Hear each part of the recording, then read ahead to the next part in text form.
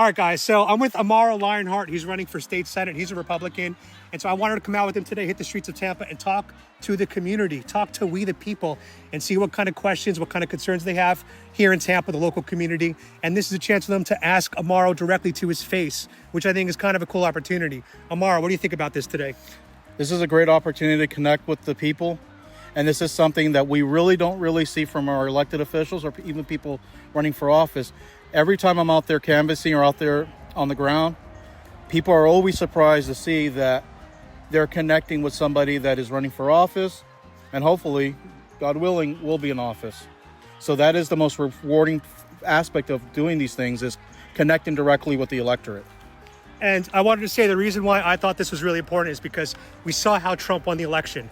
It was by reaching out to alternative media, sitting with the Joe Rogan, sitting with the podcasters. And we just recently even saw Zohran Mamdani winning an election in New York because he embraced social media. So if you are a content creator watching this, I would like for you to invite Amaro Lionheart to do some street content, some street interviews so we can amplify his message. We need to turn this country bright, deep red in every single seat, including the local community. So reach out to me if you want to be in touch with Amaro. You can find his website, lionheartforflorida.com. Is that right? That's absolutely right. Guys, I've done my research. All right, we're going to talk to the people here today.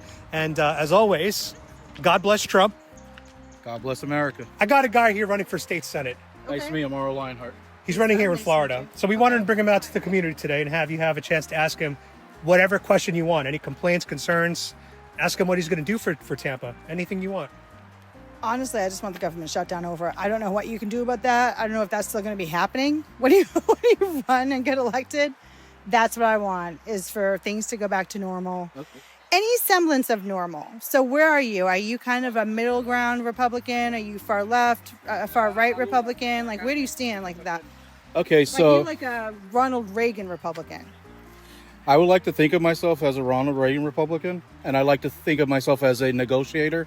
Yeah. So even though my race is local here in the state, yeah, I will have a little more pull when it comes to talking to the Congress people and our senators. So I would use my platform to speak on your behalf and bring some common sense into our federal government. Because that's what I'm missing, is technically in a lot of ways I was a Republican like Reagan's Republican Party. Now I've had to go and take a hard left into, I keep pointing to the right, but a hard left because the Republican Party has become so unmanageable, a little intense, that I can no longer even think. I used to be saying emotionally I was more of a Democrat, but fiscally I was a Republican. That's how I used to say it when I was much younger. I'm 50 years old now, and with the way the Republican Party is going, I can't even say that anymore. Because I can't say, yes, we should be saving money, but also we should be spending billions of dollars to rip down a part of the White House to build a ballroom. Like, I can't get behind that. So I want to go back to where there is a middle ground, same with Democrats, a middle ground where they could work together and it wasn't an immediate shutdown because the two sides couldn't talk to each other. We would love for you to give us another chance as the Republican Party, because it's become such a wide tent that you'll have your Reagan Republicans, MAGA Republicans. Right. So it used to be like what the Democratic Party used to be. Right. Well, now everything has shifted completely to the extreme left, leaving anybody in the middle kind of fend for themselves. So what I would like to say to that is, I think the way we kind of start getting past those issues is finding the things that we find in common versus the things we disagree on. I hear a lot of MAGA people saying that, yes, no, breakfast and lunches should not be given to children. And my mind can't understand why we wouldn't want to feed kids. Like, that doesn't make any sense to me. And I think in a Ronald Reagan Republican age, that would make sense to both parties, that children need to be fed. And that shouldn't be a thing that's bipartisan, that it should be bipartisan. It should not be one party or the other. Everybody should want children to eat. And I don't understand the mindset that makes that a separate issue for people. People should be able to eat. Right? Correct. I agree 100% with you as a conservative. And as a Christian, I was brought up where I don't deny anybody a plate of food. Right. Where one eats, two can eat.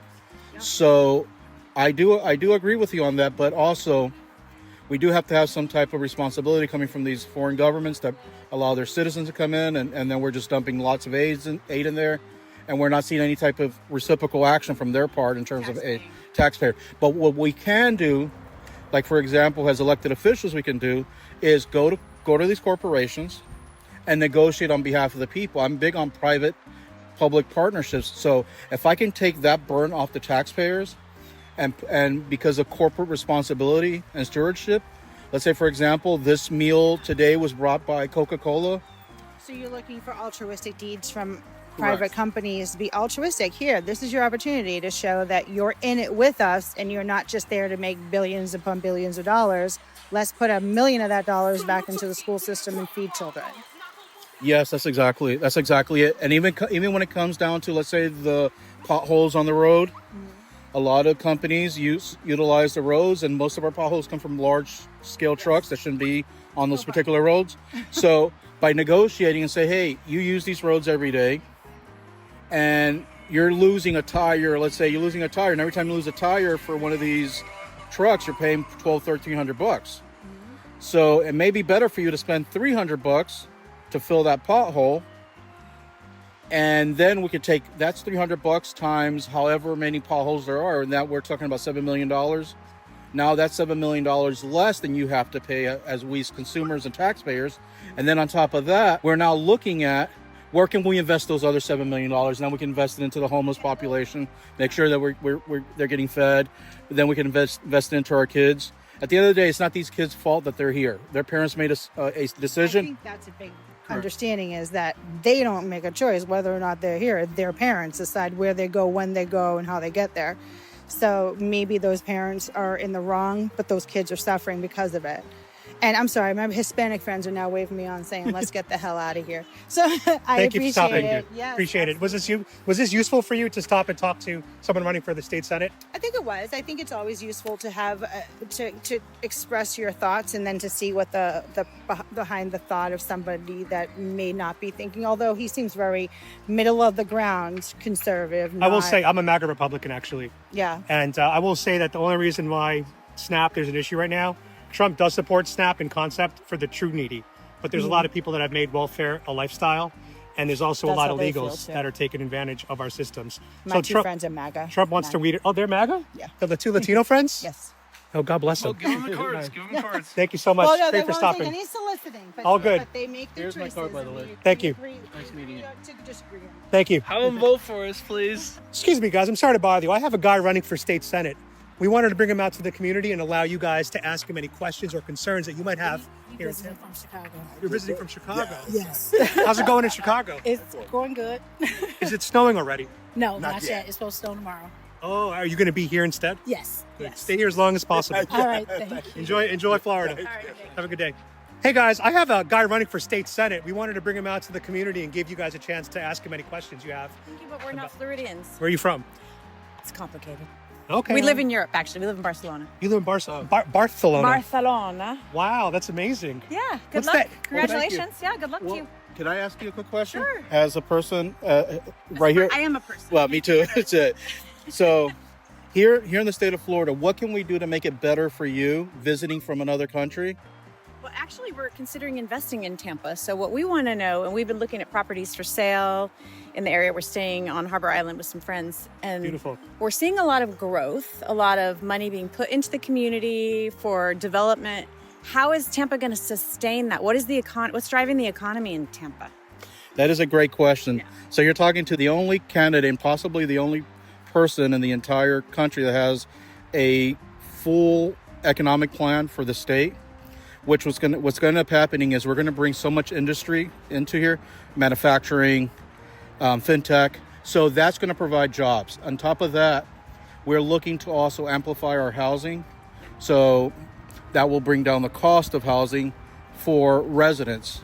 What it means for you investing means we're also going to help you be able to help streamline that investment. And also we're also working on the strongest asset protection in the entire country. So one other thing that we've noticed is the market is really confused right now. The housing market. You can see things for $2.8 million and something very similar for 1.5 million. How do you see that leveling out? Do you think it's gonna equalize in a lower way? Is it inflated right now, you think, or? Well, we just know what happened in New York, and we're expecting somewhere about 800,000 people to come here. Oh my So 800,000. that's what they said, 800,000. Because the wealthy are going to. Correct. So that all has to do with supply and demand. That's all a supply and demand thing. So the closer you get to certain areas, you're going to see these fluctuations. Well, that would be an affluent correct. community. Yeah. So you'll be seeing those uses. But even in your middle class neighborhoods, let's say for example you want to buy some Airbnb properties, or you want to do some investment in terms and turn it into a rental. Right. So that right there, you're gonna see some growth, but you still have to have that stabilizing factor. Yeah. Because the housing market, there is too much demand and not enough supply. So what we're working on is we're working with a group of individuals to actually expand the market in terms of how much housing is available for the people that you want working for you, the people that your carpenters, your electricians, your everyday people, your blue collar people. They need to have housing. So, but that helps you because whenever you need a contractor, you need an electrician, they're able to give you a lower rate. Correct. But not only that, but you're also able to hire somebody. Let's say you pay somebody $30 an hour. And the labor is being added to the cost of their living, because if it's a small business owner who's doing plumbing, he has to add the cost of his living onto what he charges you. So you may even see lower cost, and it's a chain reaction. Yeah. So what are your thoughts on the connectivity between Channel Side and Ybor City? We know a lot about this right now because we've been looking at investment properties. You've done your research. We're trying to do due diligence to figure out if Tampa's worth us investing or not. Well, I live in Tampa. You live in Tampa too? I live in Tampa Bay, but this is a beautiful area. Yeah. I love Tampa. It's a great place to live, and it's also just got ranked the 7th best foodie city in the country. Okay. So that's something nice, I don't know if you can tell. Great. That's okay, I'm with you. Yeah. I'm You can Italian. tell. I know how to eat. You're an Italian lady. My family's Italian. I'm Mexican. I was adopted, but my family's Italian. You're Italian. Yeah, culturally, right? Both. There you go. Everyone's Mexican and everyone's Thank Italian. you. that's what I Exactly. would say. Yeah, good Oh, luck to you. The Thank last you. thing was the Channel Side Ybor, the connection. The connection. You think? Correct. Yeah. So I'm gonna do more research on that. I'm gonna give you my card, and I want to give you the answer that you need to. So you're not going to bullshit? No, I'm not. Wow, politician that's not bullshitting. Correct. Rare. But I want to look research deeply into that. Yeah. Because there may be elements in there Sure. that I might be missing, but research to me is extremely important when it comes to these topics. So I'm going to give you my card, That was the best answer possible, bro. Yeah. Good job. but we'll definitely be in touch. So you're a faith-based man. Yes, I am. Big time. Thank you so much, guys. Thank you. Have a good day. Yes, you. definitely. See, are you filming? Yeah. Here, pick it up. No, pick it up. Guys, this is what politicians need to do more of. If they don't know an answer, just admit you don't have the answer. Don't be like Kamala and start using word salad. Don't be like Joe Biden and start using word salad. Say, you know what? I don't actually know as much as I'd like to know about this, and I'll follow up with you with a more detailed response. Correct. You just got some points from me, bro. Thank you. I was already We gotta- proud to vote for you, but now I'm even a little prouder. But we have to admit when we don't know things, right? Yeah. And we don't, by nature, we don't know everything. So we got to do research, and in order, like you said, not to give a BS answer, not give a word salad, and sit there try to make something up to try to look good. I rather give the truth and say, hey, I'm going to do the research, and I'm going to find out exactly, because there's moving parts in there that I may not be hitting on there that I'm missing. Details and nuance, guys. That's what makes the world go round. All right, we're going to keep going. Let's find some new people to talk to. Yeah, what happened to De Niro? He used to be like one of the greatest actors. Now he's some Democrat cuck. He gets down on his knees and sucks the commie party. Would you say that's a fair description? That's a great description. Yeah. Robert De Niro, what happened to you? Hey, Robert De Niro, what happened to you, huh? You're a Democrat cuck now, huh? Forget about it. Yeah, you're not a real man anymore, Robert De Niro. You might be a trans woman at this point, Robert De Niro. Yeah, Robert De Shiro. Are you guys in college? Yeah. I got a guy running for state senate here in Tampa.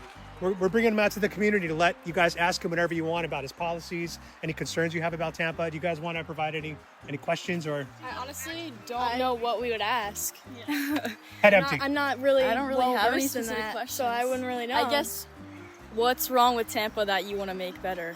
That's a good question. What's wrong That with is this a great- city? What are we going to fix? Don't we agree affordability is one of the biggest issues here? Yeah. And making sure that when you graduate, that you have a job, a high-paying job. What are you majoring in?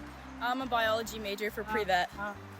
We're all biology. Biology? Yeah, we're all bio. Are you all going to be vets? I'm us too, and then she's allied health. assistant. Very cool.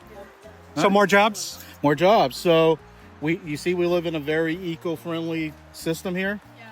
So we're going to, one of the industries we're bringing to the city of Tampa, well, the Tampa Bay area, is bioengineering, biotech, and also there's some things you can do there as well when it comes to your disciplines once you graduate.